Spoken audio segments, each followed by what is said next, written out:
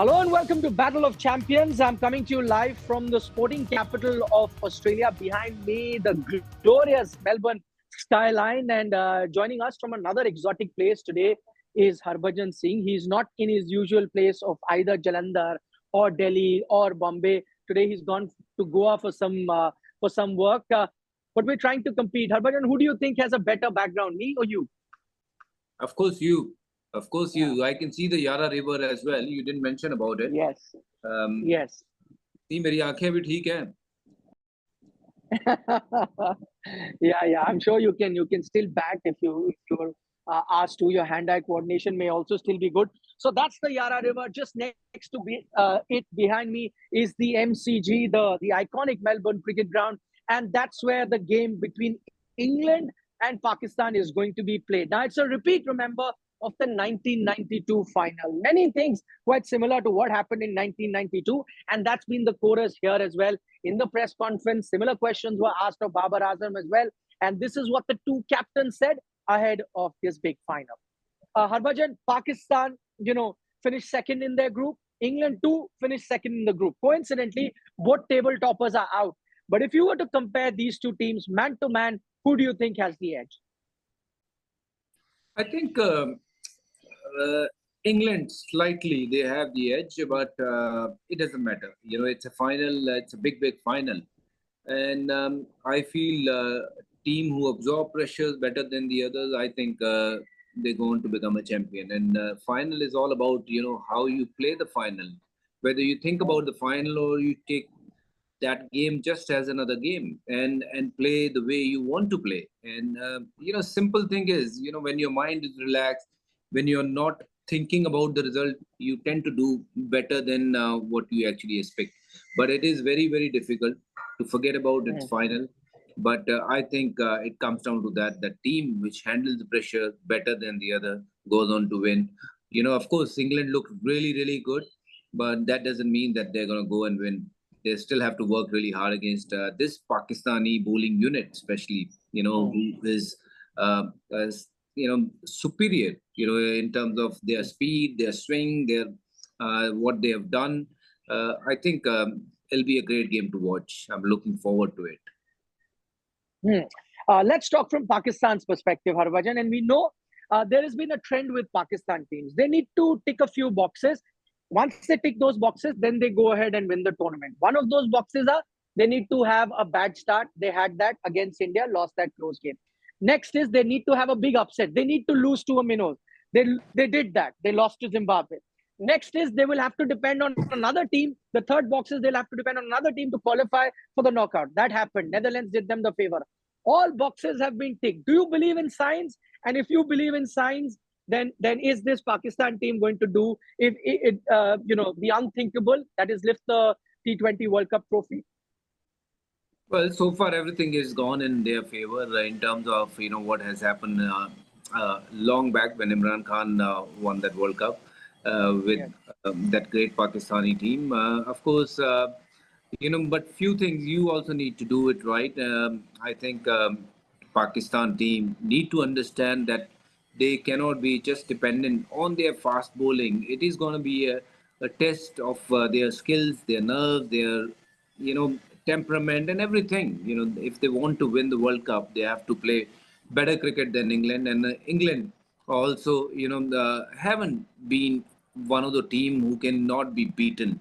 And yes, they played a brilliant game against India, but that doesn't mean that they'll just go on and walk over on Pakistan and win this game easily. So I think Pakistan have history in favor, but history is history. You have to stay in present and make history going forward. And this is a chance, and I'm sure that they will be looking forward to it. And other day I was talking to Rizwan after the game. He came and spoke to us, and he said when they lost those games, Saklan Mushtaq went up to him and said, "Look, there is something going to happen which is going to be amazing." And I don't know what that was. That belief, where it came from. That belief has to be there. If that belief is there, first you need to believe, then the whole world will believe that this can be done and this is possible. And yes, वो कहते हैं ना शाहरुख खान का dialogue जो कहते हैं कि अगर आप सोचेंगे तो पूरी कायनात आपको उस चीज़ को मिलाने के लिए वो लग जाती है, तो वही हुआ है। Exactly the same thing happened here. I think credit to them the way they played in the semi-final. Both the team, they Yeah. outplayed their oppositions, and they have reached the finals, and it's going to be a great final. Whoever wins, it'll still be one of the game to watch for. Pakistan versus England. Yes, great game. That's a very interesting story that just was narrated by Harbhajan about Rizwan and the kind of conversations that he had with his coach in Saqlain Mushtaq. Saqlain himself, a champion player, he was made. There was a lot of fun made about that press conference that Saqlain Mushtaq, the coach, had when they played a bilateral series between Pakistan and England. And when they lost, he said, he spoke about Kudrat ka Nizam. He's saying that, winning and losing, all these things happened. So a lot of memes were made, a lot of jokes were made about Kudrat ka Nizam. But maybe it's Saqlain Mushtaq who's having the last laugh. As Harbhajan is pointing out, he spoke to his players and said that, listen, there is something special that will happen. And at the moment, as things stand right now, special things have indeed happened to this Pakistan team. Harbhajan, my next question to you, one of the most dangerous aspects of this English team is their batting, especially after what they did against that Indian team. It looked like that this is the team that can get 200 or scares you. Do you think the fact that the final is happening in MCG and not in Adelaide, Adelaide is a flat track where you can get 200, where good batting sides look dangerous. Melbourne, what we've seen so far are bowler-friendly conditions. We saw the India-Pakistan game like that. We're expecting overcast conditions, so bowler-friendly conditions. Do you think when it is a 160 odd of a game, that could be a winning total, that sort of a ground will make Pakistan dangerous, and they'd be happy that the final is in MCG and not like a flat track like Adelaide?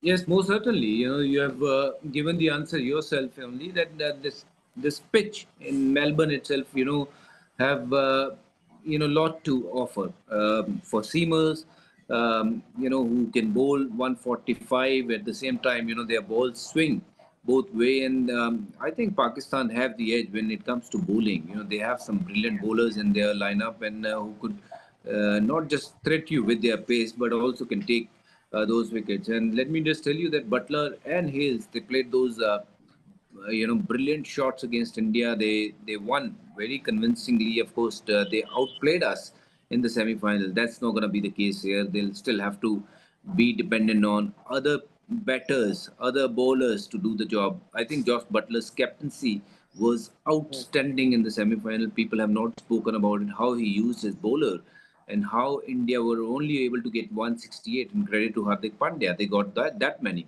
But yeah, here 160, 170 could be a winning total, but it'll again come down to England's batting versus Pakistan's fast bowling. Whoever win that battle, I think they'll have the edge. And I do believe that England need to be a little careful against someone like Roth uh, and uh, and Afridi. Who can swing the ball, who can damage up front. And if you see Butler and Hales, they score runs against India. But if you get them out early on, this batting also looks very fragile. No matter they have batting till 9 or 10, but not to forget, their main batters are Butler and Hales and Ben Stokes. That's it.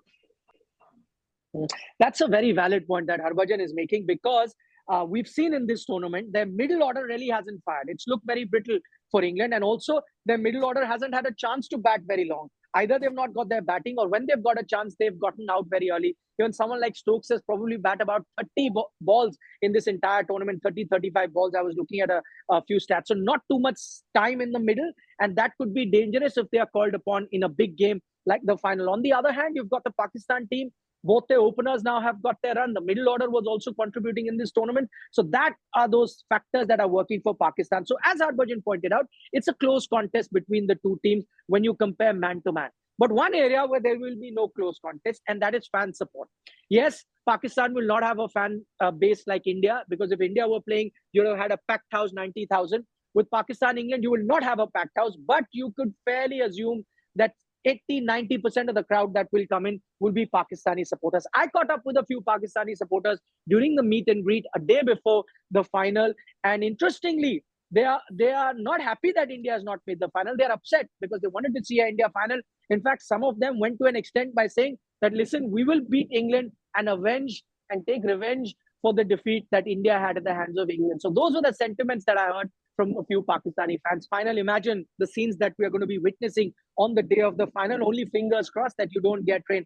Harbhajan, I mean, fan support wise, one, I know that Pakistani fans are going to outnumber the English fan. The other, I believe, there could be a few locals in Australia who might come because it's a World Cup final. And it's safe to say that if the Australians are coming to watch the final, they will not want England to win. The kind of rivalry they have, so probably Pakistan might get support from there. Overall, the fan atmosphere, I'm sure Pakistan will feed off that energy also. Yeah, obviously, fan is a big part of the game, and of course, you can't leave them on the side. Our game is big because of the fans, and credit must be given to them. And you see, wherever India plays, the fan reaches there, whether Adelaide, Melbourne, or any part of the world. You talk about Miami. There were a lot of Indians who were supporting Team Yeah. India. So same goes with Pakistan. There are a lot of Pakistanis throughout the world, and they will go out there to support the team. And of course, as you mentioned, Australian won't support English, so that will be another support for them. But I think more than that, players. As a player, I can just tell you that once you enter the ground, you just get into your own zone. You understand that feeling of fans and everyone just behind you, but you get into some kind of your own zone, that way you want to be, and you want to perform the way you want your team to go through the final and win the final. So basically, I'm saying that we don't really know sometimes what is happening, the kind of noise they are making, because you're so engaged what is happening in the middle. But yes, it's going to be, when it comes to support wise, there'll be a lot of support for Pakistan.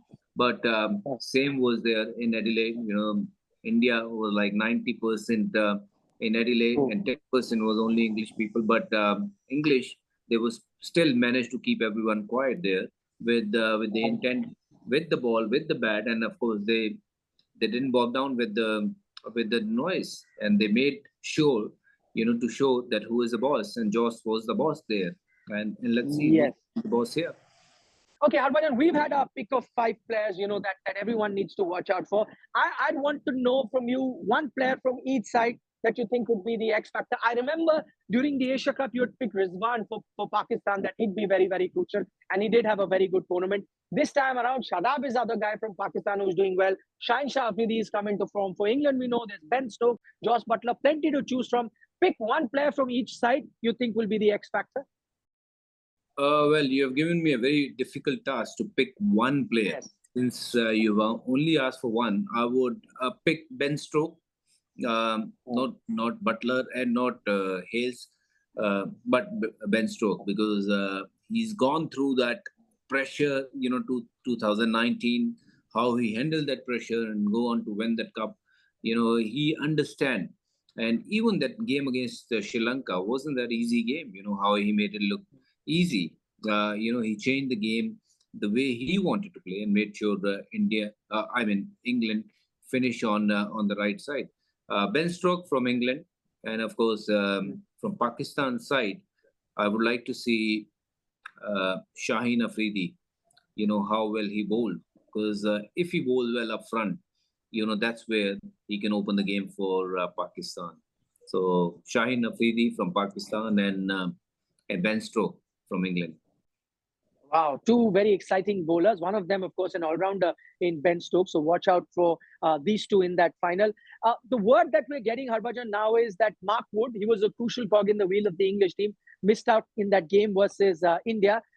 He's now looking much better. We saw him in the training session. We spoke to a few support staff members, and they think that, Mark Wood is now slightly looking better. He may be in with a chance to make it to the 11. And so is David Malan. What would you do if you were England? Would you bring Mark Wood in, or you stay with Chris Jordan, who did very well in the semi-final? And if Wood comes in, does that make England even more dangerous on this fast Melbourne track? I think when we talk about Wood, yes, he's got that pace, he's got that bounce, and he's been one of the pick of the bowler for England.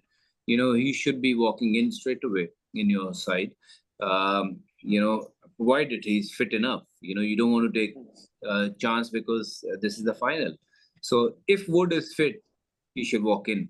And when it comes to Malan has done much. You need to still see whether you want to fit him in that slot, or you want to continue with Salt? Oh, Phil Salt was brought into that last game, but of course didn't get a chance to bat. What we know, he's an aggressive batsman, takes the attack from the word go. Maybe England might continue with him or go with the slightly more experienced David Malan, the left-hander, if they want in their batting lineup. But Harbhajan Singh, thanks so much for taking our time, joining us and helping us build up to that final. My final bit, I promised you I'll give you some weather update.